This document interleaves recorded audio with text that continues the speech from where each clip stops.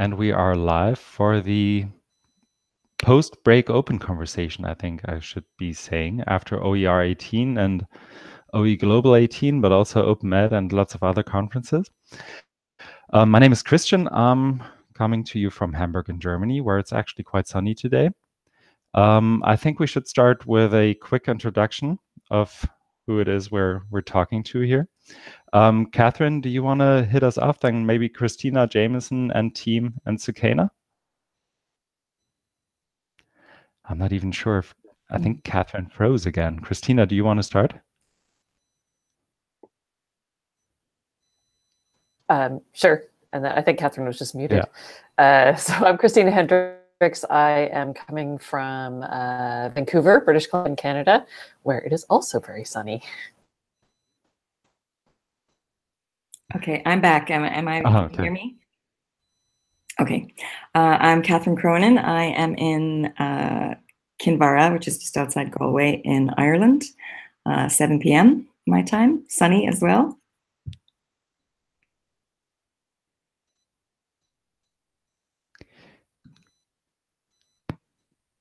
All right, we'll step in from Portland. I'm Jameson Miller. Three of us are coming in from Portland, Oregon.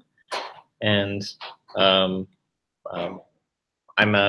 that's all I need to say. Yeah, you do your part then. I'm Scott Robinson. I work here at Portland State University in Portland, Oregon. And I'm Susan Adams, work at Portland State with Scott as well in their Office of Academic Innovation.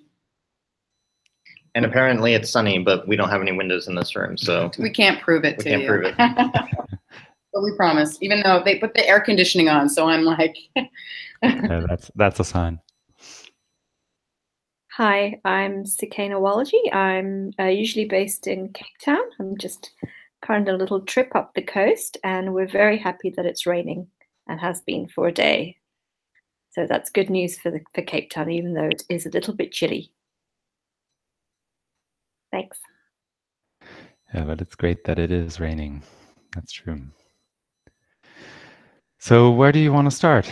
I think we have a couple of things that could get us going, but is there anything off the tops of your heads that we should start with?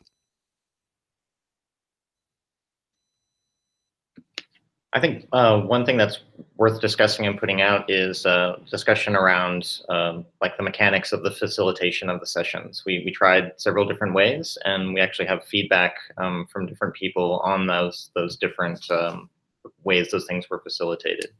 So that would be at least helpful. If we don't start there, I think we should definitely touch on that.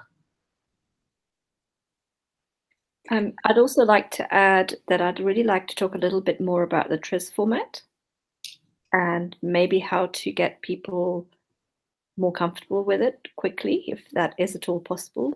I think it's, I just coincidentally this week was in another online session where TRIZ format was used and it worked remarkably well. And I was quite, I thought, oh gosh, I didn't really realize it could work like this. So it just got me thinking. So it would be great to discuss that. Yeah, can you actually speak to that, Sukena? What was it about it that worked well? Well, the way I was thinking about this, it was something that it was a session in the current Emerge Africa Festival that's going on. There's lots and lots of things happening, but it was a session that was run by Nancy White, who was talking about the Liberating Structures format anyway. And she just happened to do a kind of TRIZ structure at that moment. And what worked for me was that she used the chat in Zoom to ask the three questions, one after the other, that the TRIZ format. And so it was quite like, but what there wasn't was that people had to get in a group and talk about it. So in a way, it was an individual TRIZ response to the three questions. And after that, there was discussion. So it was almost like a rapid TRIZ and then a discussion. And I think that in the format that it was, which was online, with everybody was online. So it was different in the sense that there wasn't a face-to-face group and an online group. It wasn't a hybrid session. And she did actually say that TRIZ works very differently when the facilitator's just doing the face-to-face and online. So they've developed different ways of doing it. So I think we set ourselves a particular challenge, I think, in trying to get the hybrid workshop, and I think it's still something we should try. But it was just quite interesting for me to be in that session, and it was almost like rapid triz and then discussion, if that makes sense.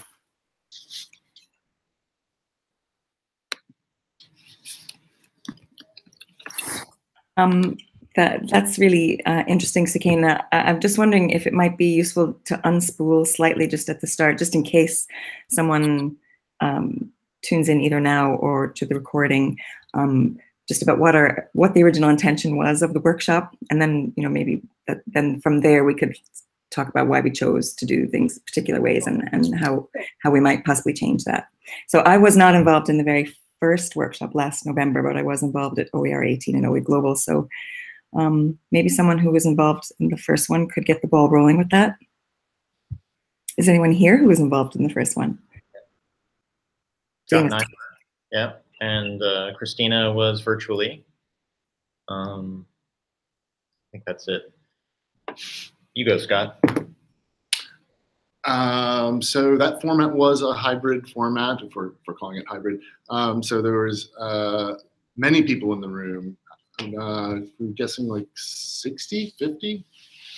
Yeah. In the room face to face, and 60. Probably at one point we had over 30 online, and we had a on-site facilitator, so someone in the room facilitating the TRIZ, as well as a virtual facilitator. And you can imagine that there could be a feeling of disconnect between the on-site group and the virtual group, which I think was somewhat alleviated by the virtual facilitator actually facilitating some of the on-site activities or questions, and actually leading off the conversation. So that really drew in the remote people, and I think made the face-to-face people feel more connected with the remote people, and almost the expectation that the remote people were going to be responding and involved in the discussion right from the start. I think that was pretty key. Just my personal takeaway, that was really important. Yeah, I think that achieved what we wanted, which was, and to speak to what Catherine was just saying, to introduce the topic. Please others step in if I miss something. But I think the original intent of the session was to, it actually came from a conversation at dinner after the OpenEd 16 conference in Richmond, Virginia, where several of us just realized that we were all having these conversations that were taking a critical stance on the open education movement, but none of them, we didn't have space within the conference itself to have those conversations. These were always just hallway or meal conversations. So the initial intent was to have some kind of like an unconference session or something like this in there, but we ended up, putting in a formal proposal for a session at OpenEd 17, which is where, the first one of these was held. So the idea initially was just to have a very unstructured, or just to carve out some space on the conference schedule to engage with these conversations in a little bit more formal manner. It was after we started to work on that proposal and started to engage and bring other people in that we were exposed to this TRIZ format as a way to structure a critical conversation, which I think we were all just kind of thirsty for some kind of a structure to put around this. We're like, yeah, let's try that. I think we all just jumped on it. And so that's where that first one happened in Anaheim, California in October 2017.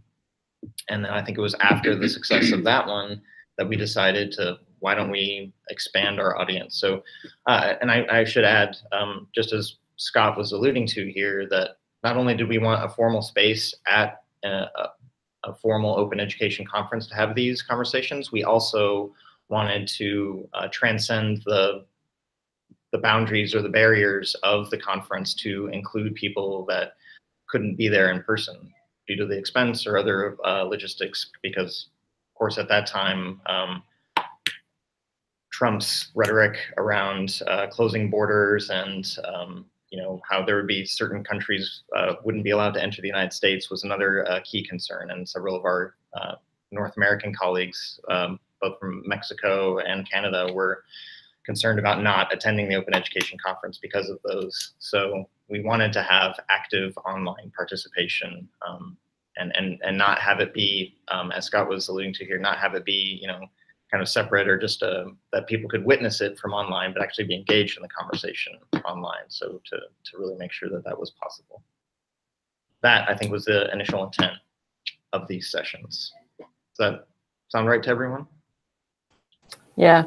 I was going to just add something about the TRIZ format in November, because I was just looking at our blog post about it.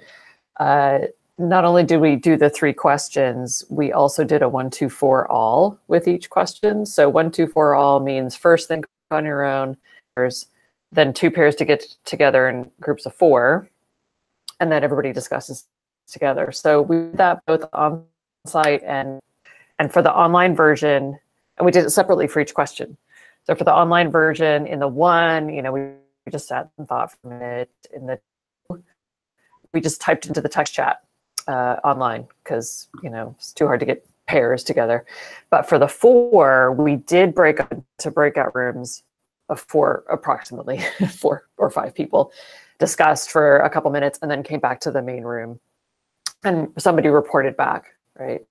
So one thing that we did there that we didn't do in the ones for OER18 and OEGlobal18 is kind of separate out each question, right? So we did 1, 2, 4 all question 1, 1, 2, 4 all question 2, and we came back in between for each one. And I think part of the reason we were able to do is we had time at OpenEd, right? And that kind of made it so that people did focus on those questions, which I found didn't happen as much in the ones we did in the spring. Possibly because of the format. Yeah, that's really interesting, Christina, because I having used TRIZ format in face-to-face workshops, I really struggled with doing it in such a short space of time, and the collapsing of the 3 questions I think really doesn't work, because the whole point is that you're really focusing on what can go wrong, or whatever that first question is. So collapsing the 3 questions and all of a sudden getting to solutions, and some people just leapt to the 3rd question, which is natural, because it's quite uncomfortable to sit with the first question usually. But it's really important to do that. So, but I think this is just a real example of learning by practice, because there was an intention to communicate what we were doing. We were blogging what we were doing, and the questions were out there before we started. So, but certainly having experienced it in different ways and hearing about the different experiences of doing it, I think if we had a short period of time, that we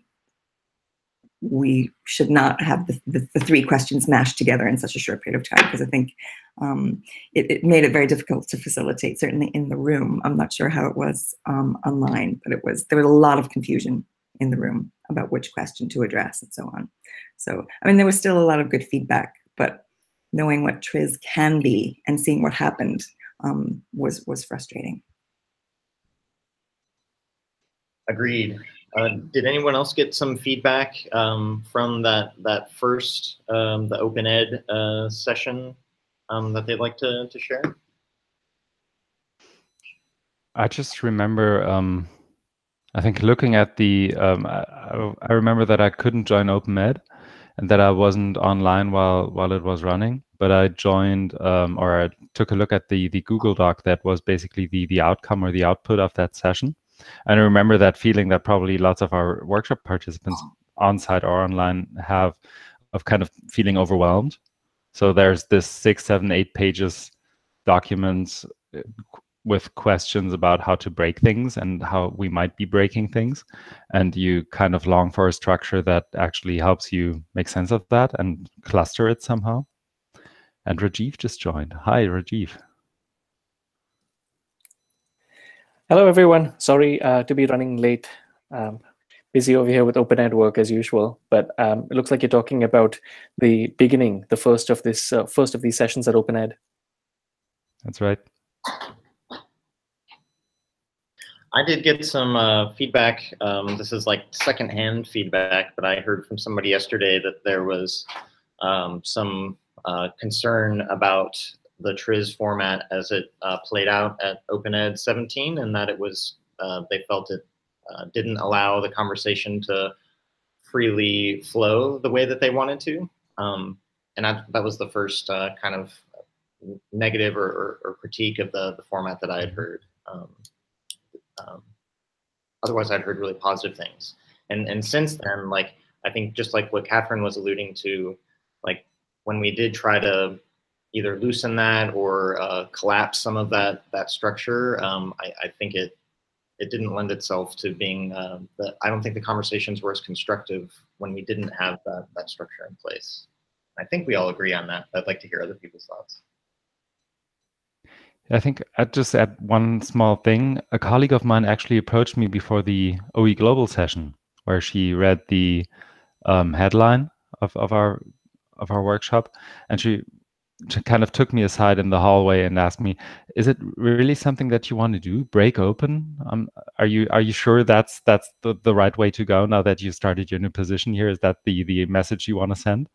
And I found it interesting because this collapsing and this I think what that says to me, or what that tells me, is that we need to keep in mind to make this approachable and not densify it too much in order to tag people along for these kinds of conversation, and like, yeah, invite them actually, and that's, I think, is kind of strange because for Christian, us. can I ask you? Sure.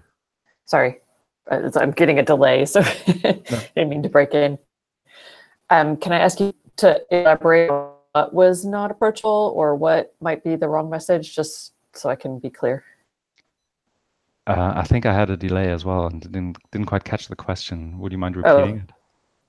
Sure. So the colleague was, can you elaborate a little bit on what was not approachable or what might be sending a problematic message? I think she basically took us for our word. I think the headline was somewhat like, how do we break the open education movement or something like that? And she kind of took us for our own word and didn't catch the intended pun, if that's the right phrase to use. And it might be a second language thing as well. But I remember that she was quite concerned, having a new colleague who's been in the offices for like 8 or 10 or 12 weeks now, to send the impression that he's now going to go and break open. and that was kind of and making it approachable. By that I mean, like, if you take that together with the density and the expansion of what the Google Doc after Open Ed was, for example, and it can be kind of overwhelming, and it can, I think that in itself can make it less approachable to think about what it is that we actually want people to think about, and in terms of how they perceive the open education movement, if there is such a thing to be broken.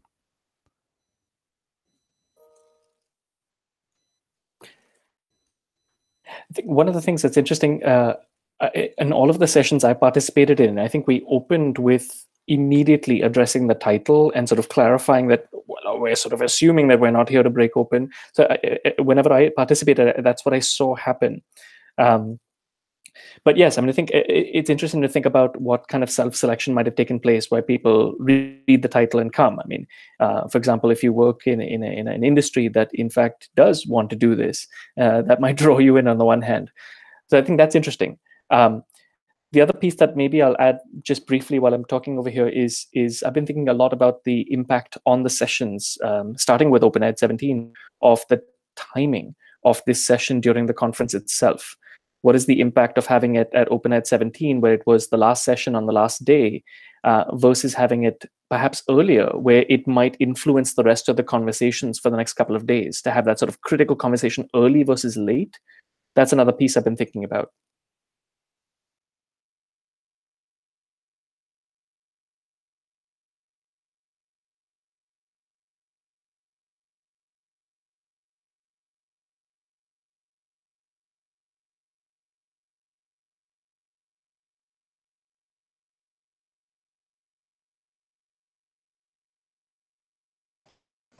got some things going on in the chat, but so there's another session at OpenEd 18, more a report about these sessions, right? So it's not, I don't think, unless any of you planned a session that's kind of like this.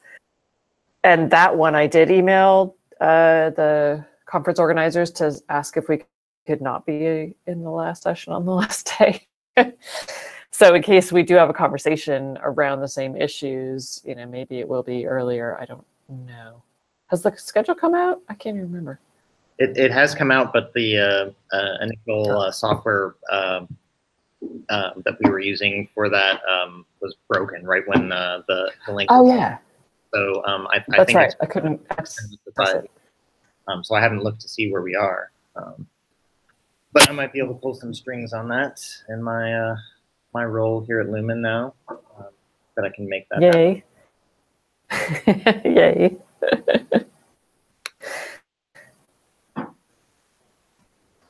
Yeah, one of the things, as I'm putting up notes slowly over time from the sessions on that open education site on the UBC blog system, so I'm just trying to put up a few notes about each session, and I've done two. Well, I've done the OpenEd one, and then I've done the OER 18 and OEGlobal18 ones. I haven't done the ones from Festival of Learning or the CC Summit yet, but what I'm putting them all in one place so that we can have all the Google Doc notes together. Right, so we can just sort of see what we can glean from all of that. And one thing I'm noticing from the ones versus the April ones is that the April ones are kind of a little bit more hard to parse. Just they're just kind of all over the map in terms of topics and things like that. But that's all right, because you know that way you'll get more interesting ideas maybe than if they were all focused specifically in one area. That's coming. The rest of the notes are coming. I just haven't gotten around to putting them up yet.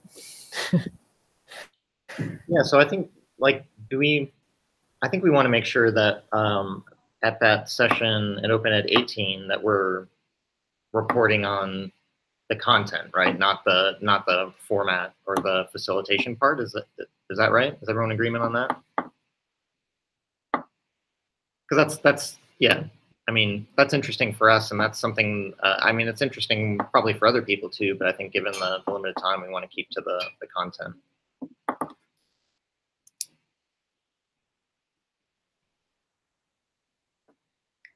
Could I just ask, I can't remember, I was actually ironically on site at OpenEd 17, but didn't make that session. But were there provocations at that session? No. Okay. All right. Yeah, just the question. Yeah, we can have those interventions or provocations at the first one. And at CC Summit, Rajiv, you didn't put forth the interventions, did you?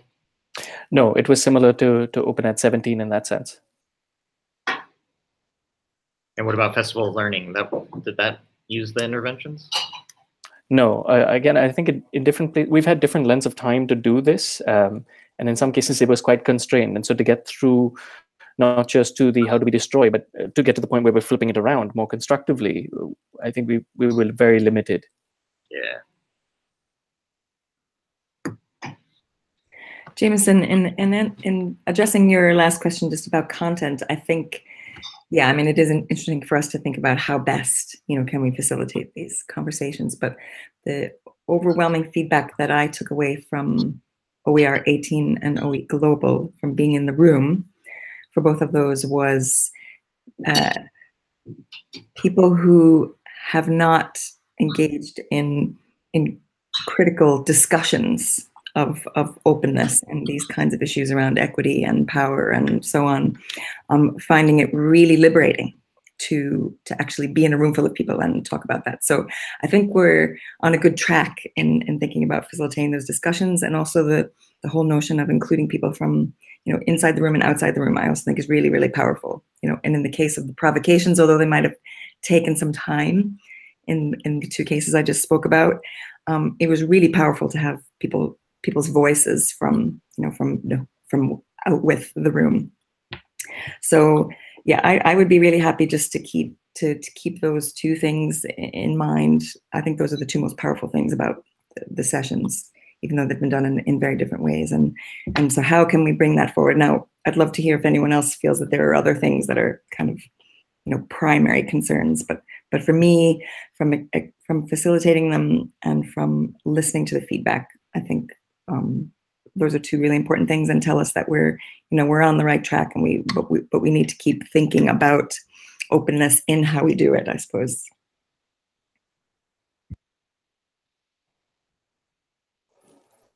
Yeah, I'm just going to chime in a bit, because I think one of the things that was interesting at the CC Summit, it was a bit different. And it was, I think, again, time constraints. And this was a particular event where I think Christina had planned to be there, and Roland Moe as well.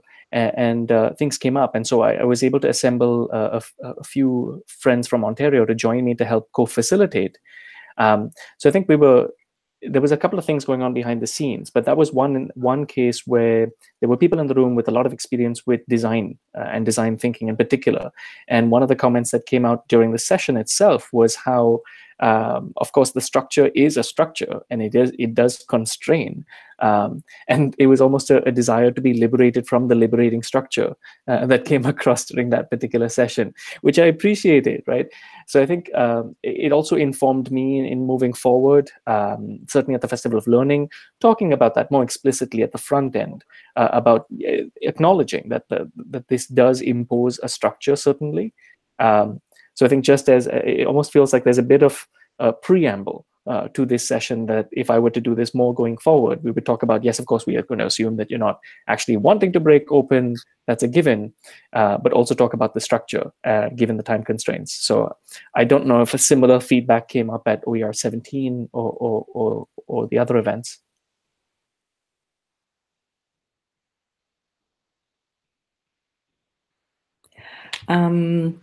At OE Global, some feedback that I received from one person was that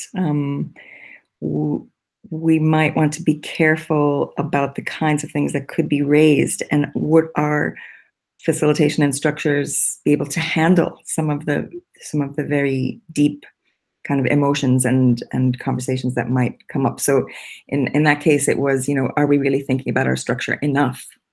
Because we're opening this conversation that could go a lot of places. So that was just one person, but again, quite thoughtful and worth thinking about in terms of structure.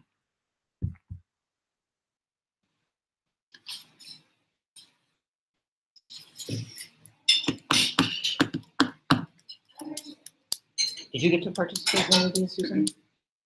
Is any of this making sense to you as an outsider? No, actually. So I'm kind of a little bit lost here, but it's fine. I'm excited to learn more.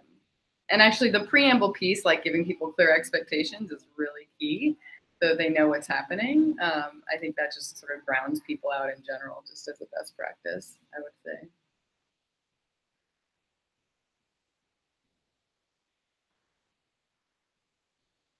But I think, yeah, I think the provocation I was really curious about, just even the word provocative, and I think that's making people uncomfortable is a good thing, and also creating that as a safe space for, encouraging people to go to their edges and come to their edges of discomfort. Tone setting and all those pieces, I think, is done well among this group, at least that I know of. I mean, what the idea of like actually provoking people in the room and online kind of sets the scene a bit, and then provides, I don't know, maybe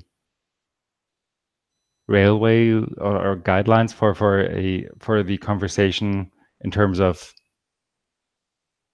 creating a space in which it is safe to critically question something. Whereas quite often especially in movements that are kind of driven by idealists, quite often it becomes almost prohibited to actually critically examine something, right? So and having those provocations set the scene by people who kind of have a name, quote unquote, in this whole open education thing, kind of helps others to make themselves heard is at least is what I'm getting from it, but I might also be on the wrong track there.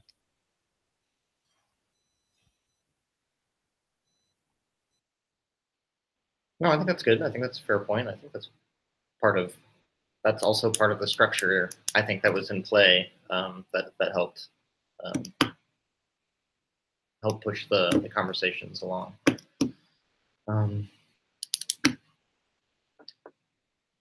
So will the Open Ed session, do we want that to be more of a traditional session? How can we do more than just do a report, like make it more engaging, or have it also be about the conversation? Or does that not make any sense? I guess, yeah, what are people's hopes or expectations for this next step? And I maybe there's something actually in Christina that you wrote up in the proposal that I'm totally missing. I honestly can't remember. I can look it up and go find it. Part of our, I think that's part of what we've done in these sessions really well is not overthink things and complicate them, so that we kind of ended up, that did actually open up so that things were a little bit more flexible there. Trying to give us some credit for being as disorganized as we've been.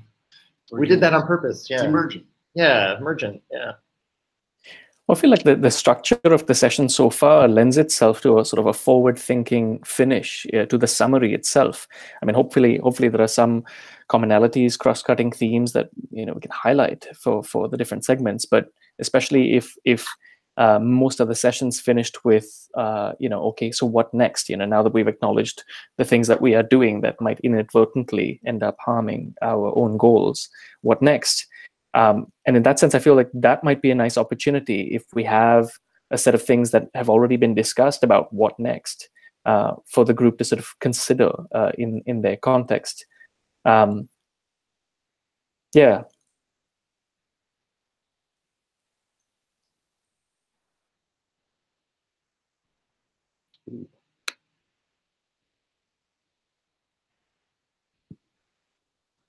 I was thinking that one, I wouldn't say a measure of success or a possible outcome, and the reason that, in a sense, this had to be done was that this was a space for people to come and talk critically about open education initiatives.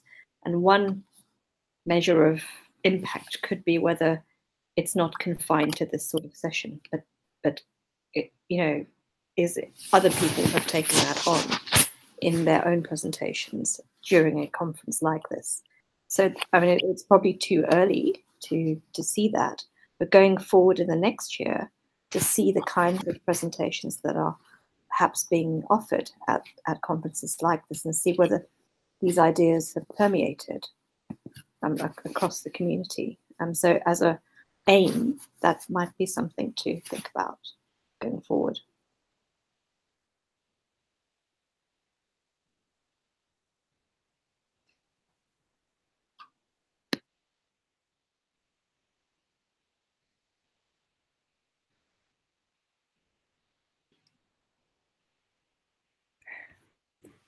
I am sitting here, I'm just struggling just a little bit.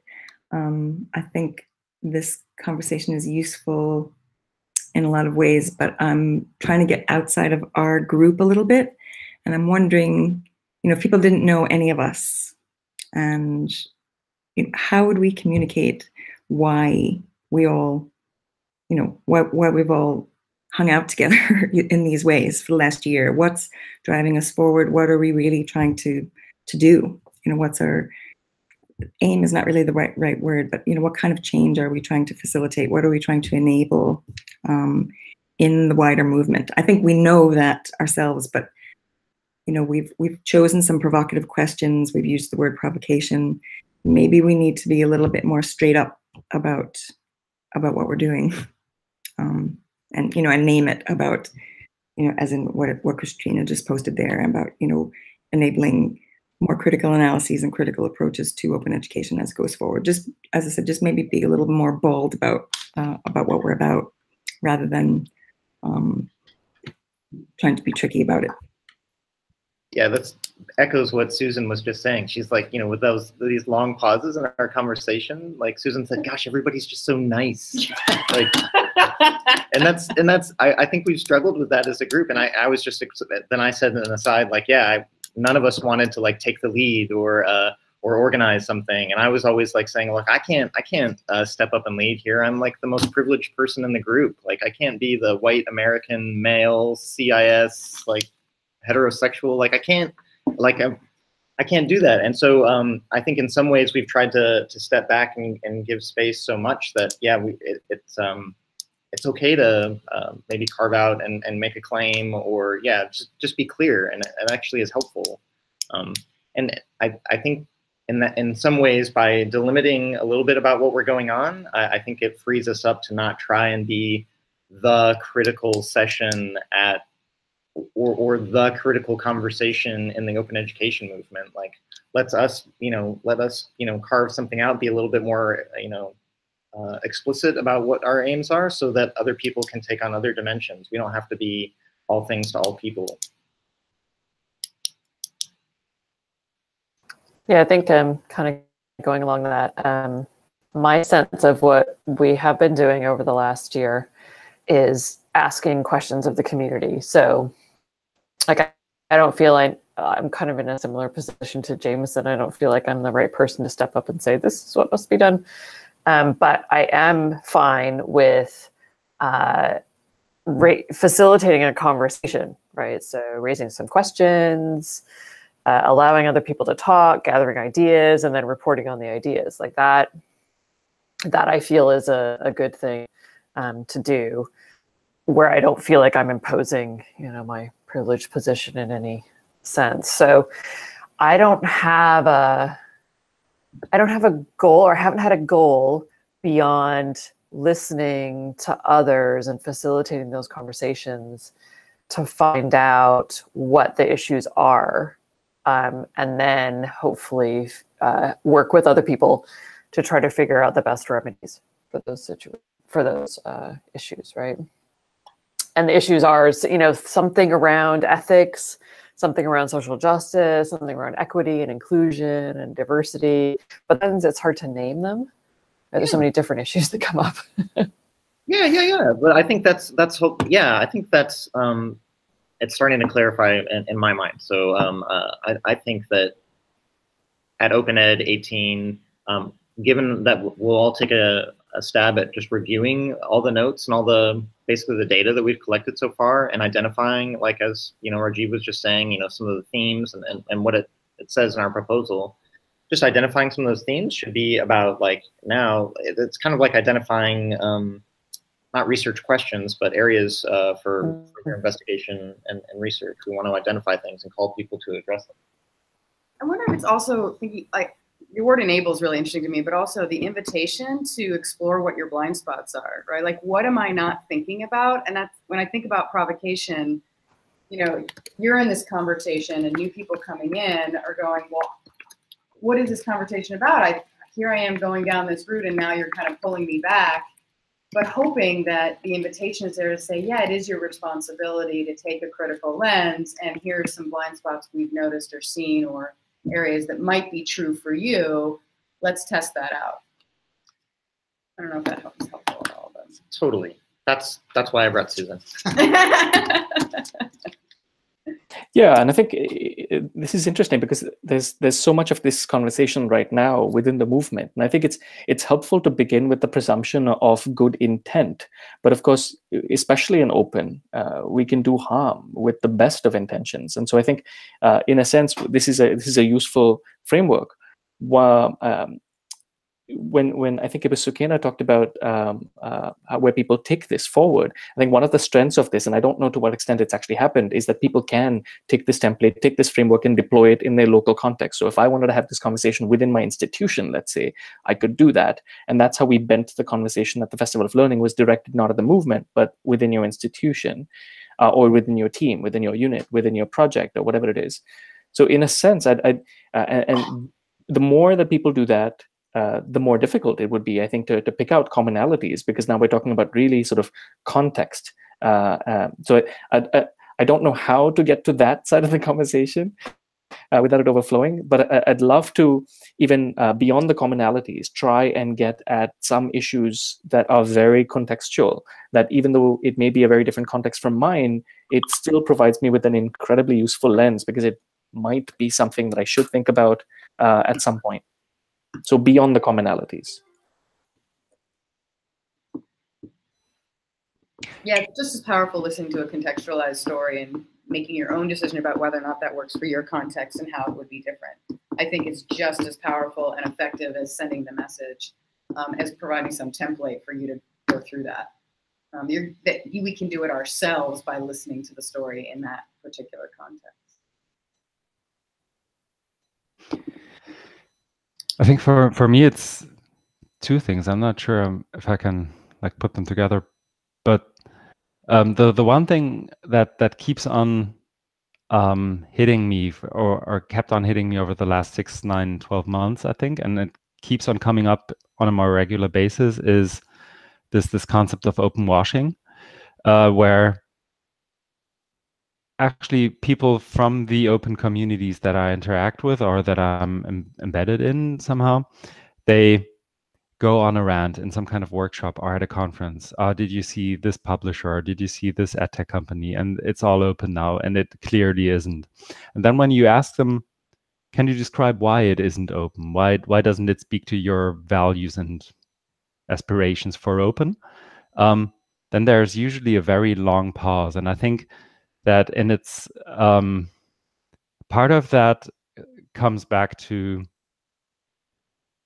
this open movement that has had so many cheers because it has always been a small community, and critically asking and critically examining other people's practices and ideas and beliefs and ideologies hasn't always been front and center, and that's kind of makes it hard to draw yourself out of and then think, well, what is it that we're actually working for? Are we working for open, or are we working to open something up for like a bigger issue? Open is just a tool then, right?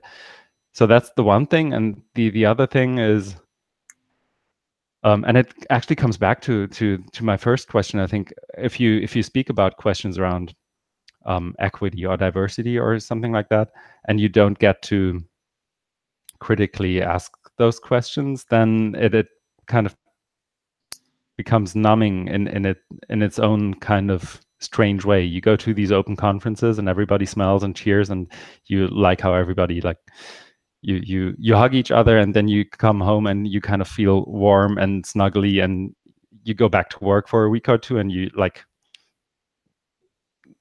I don't know, you kind of live off of that for quite a while, but you haven't really expanded your thinking at all. It's just you've seen the keynotes before, you've seen the workshops before, and that comes because we don't critically examine each other's work, by which I don't mean that we just become predatory in the sense that we should tear ourselves apart. Like I think in Germany, the sociologists are really great at that. So when you see like a sociology PhD or a junior scientist, they will come back haunted by the comments that they receive for their talks, workshops, posters, or whatever it is. I don't mean it in that way, but to create like a constructive critical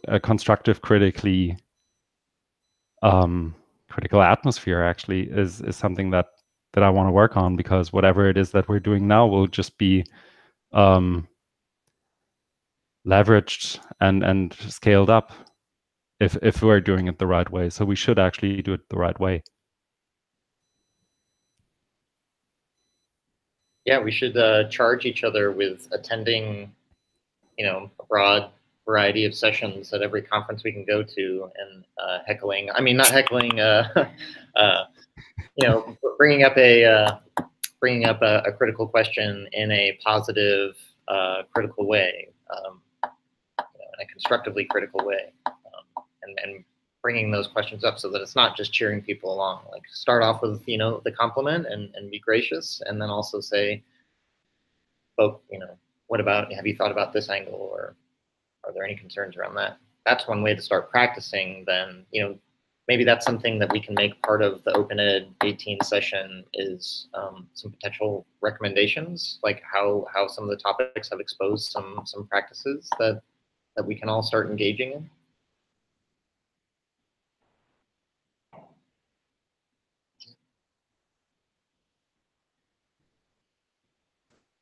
Yeah, I think in philosophy conferences, this is really common, and it's not always done in the most positive way. Yeah. But you know, you don't. There's very little cheerleading. I shouldn't say that. There's cheerleading, but there's more questioning, right? It's just constantly, well, what about this? What about this? What about this? And I do think a little bit more of that could be good. You know, it's, even though I'm trained as a philosopher, it is not my nature. I don't actually, you know, confronting people, but, and maybe I shouldn't even put it that way. I shouldn't put it like confronting, but raising questions that could be difficult or, you know, possibly controversial or someone might not have an answer for. So I like Jameson's point, your point about thinking about it in a way that's still, you know, complimentary and supportive and all that, because I think I can do that. And I think that gets the best results. Like, have you thought about this? You know, what might be the implications or something like that. I think that's a really, I think both you and Christian have raised could take this work forward in a new way that I hadn't considered before. Yeah, that's why I wish Maha was here too. She's good at that. She doesn't take any shit. Yeah. True that.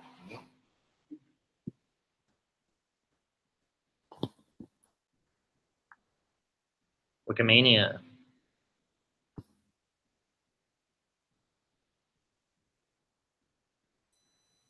Sukaina, do you want to talk about the Wikimania workshop? I'll just go and try and catch the link while you're speaking. Would that be okay? Sorry, I can't work out if I'm muted or not. Can't tell whether red is on or not. Can you hear me? We can hear you. Yeah, we can hear you. Okay, great.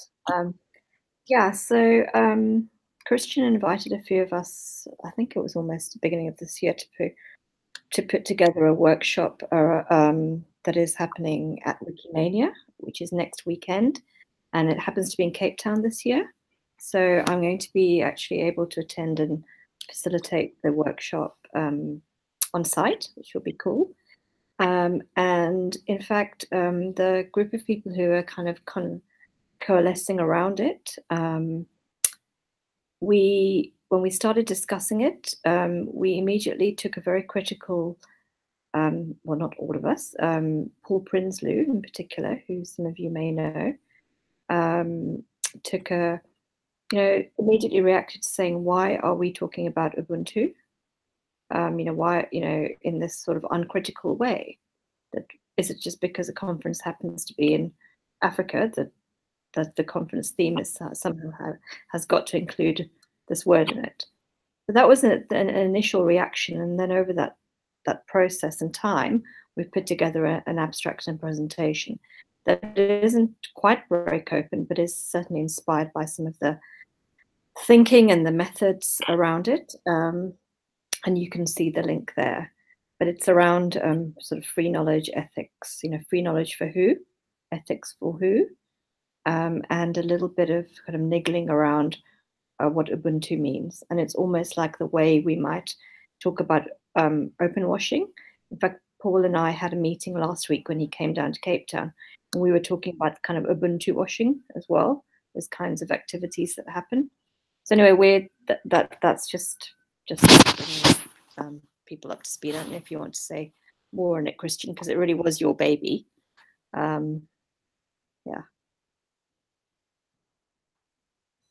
No, thanks. I think you summed it up nicely.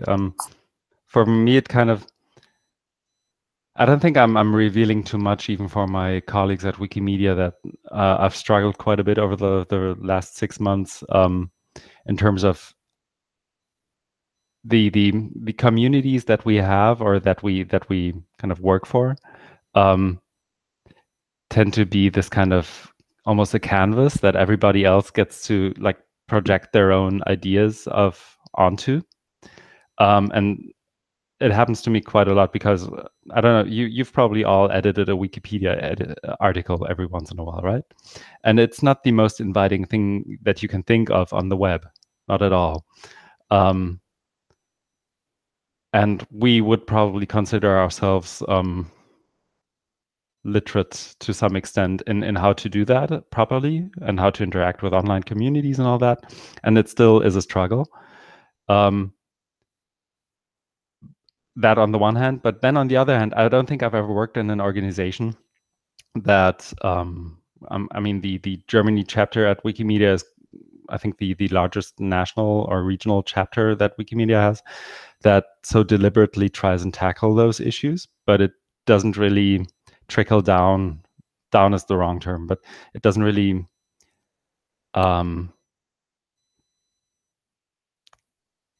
spark any, or it doesn't really spark any conversation of that magnitude in the communities that we serve. At least that's my gut feeling. I don't have any proof of that. And this whole Wikimania conference seems to be a good space to ask those questions. And we'll see how it goes. So you're all invited to join us online if you want to. I think it's Saturday in 9 days from now, right? Yeah, should be. Mm-hmm.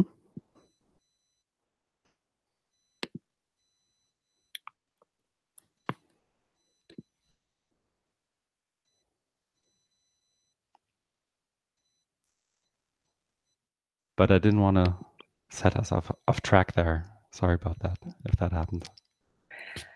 So I'm sure some people have to leave at the hour mark. I know I do. So I just put in the chat there, Christian. I'm going to be flying that day, so I won't be able to participate, and Sakina in that. But best of luck, and I'll look forward to catching up on it afterwards.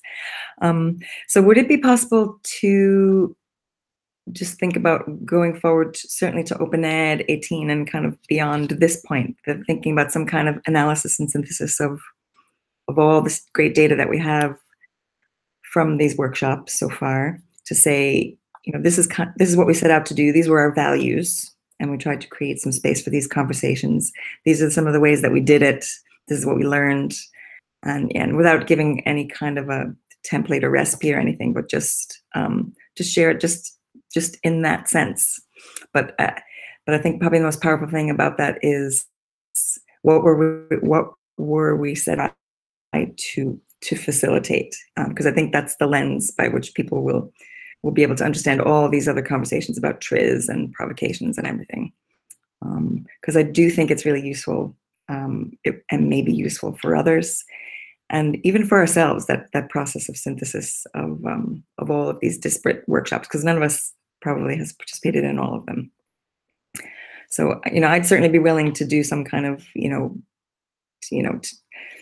looking at all these pages of text that we have or whatever, just to try and identify some things that might be useful for others.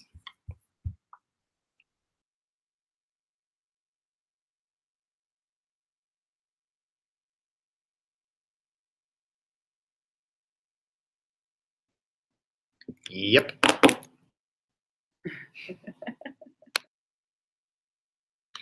That's it, Jameson? I mean, it seems remarkably simple, actually, like when you sum it up that way, and almost obvious. But I think that, I mean, that's exactly the kind of like clarity and like explication I think that we were trying to allude to earlier.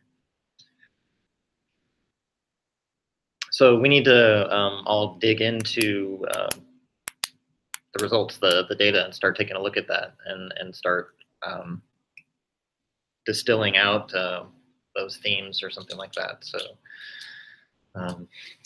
who's going to volunteer to do that? Susan, you want to do that?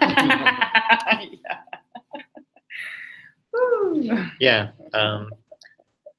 So OpenEd is in October. So we have 3 months to do that. That's actually, yeah, that's not as bad as I thought. That seems doable.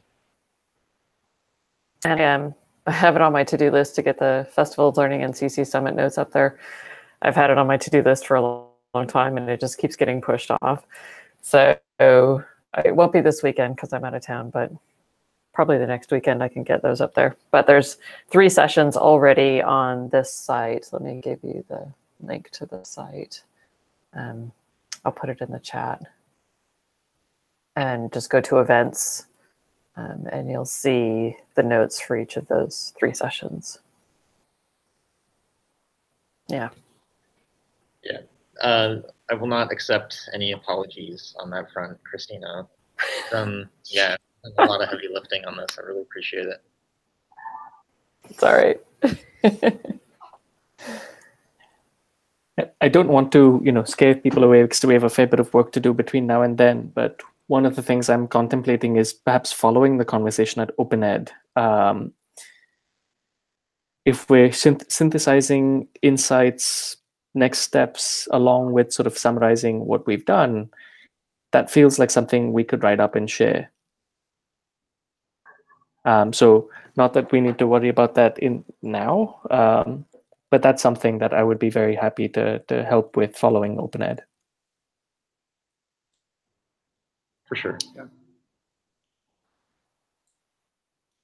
May I just ask a stupid question there? That what is it that we would actually need to facilitate ourselves in doing that? So how do we? Is there, because we? It's like a common phenomenon, right? That there's always more work to be done than you can actually do. Is there something? Is there a certain scaffolding or any? Would a grant be needed? What would it actually take for us to get that off the ground, or is it just us volunteering our work, time, and efforts? I'm just wondering what it would actually, or to put it differently, would this actually be the same thing, and would it actually work the same way if it were in some way provided with an institutional structure or otherwise any kind of structure or assistance? I'm not sure actually.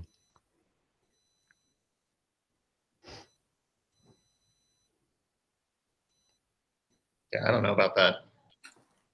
Yeah, well, I think, institutional support or any kind of support like that would be really helpful. But I feel like the work that we're doing between now and OpenEd would really sort of go more than halfway towards what I'm envisioning in terms of a continuation of that process. So yeah, I mean, I don't know. I can see, things coming out of this beyond sort of summary pieces, writing pieces, even sort of toolkits. I mean, this is already what the website is providing, but the more we are able to provide tools for people to facilitate this process themselves within their units, I think that's very helpful. I think there are groups that would be interested in supporting the development of those kinds of resources, whether it's, Spark or other groups like that we could turn to if we need that kind of support. But frankly, I really don't know. And at this point, I think that the heavy lifting has been in facilitating the events and what's going to happen in synthesizing between now and then. But maybe that's something we can think about in terms of, how much could we do individually without support, and what could we do with support? And if we can articulate what we might be able to do with support, maybe then we can actually articulate a request for support, if that makes sense.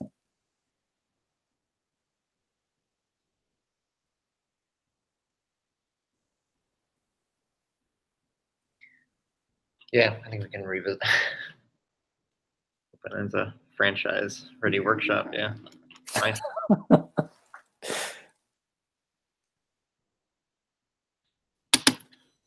Sounds great. We'll all get hats. Paper hats. Yeah. Okay. Well, Catherine, right, so I'm posting the notes that I took again in the chat. Just Thanks. in case somebody didn't have them. I didn't capture everything, but I got most of it, I think. I'll go take a look right after this and see if there's anything left to add. So Catherine mentioned that she actually wanted to leave us 3 minutes ago, if my time is right. And I know you all are busy, so I don't know if there's any last thoughts, comments you'd like to share before we end the broadcast, at least. I don't think so. Not from our end. Just gratitude. Each of you inspire me and keep this movement going. Thank you so much, everyone. And yeah, I'll jump into the document as well after we're done. But thank you all so much. Yep. Thanks for here. Much gratitude. Good to see you all. Thank you all. I'll stop the broadcast.